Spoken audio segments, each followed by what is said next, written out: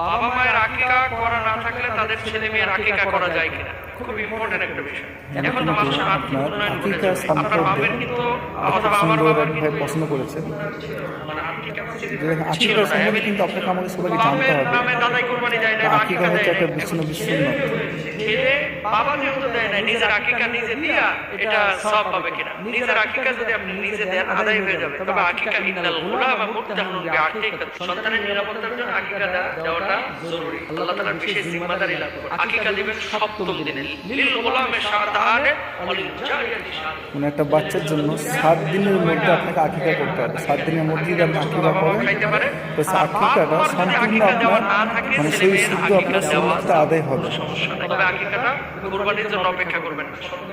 বাপ মাও আকিকার গোশত খাইতে পারবে, ছেলে মেয়েরাও খাইতে পারবে। আর বাপ মার যদি আকিকা দেওয়া না থাকে, সন্তান সন্ততির জন্য আপনি আকিকা দিতে পারবেন।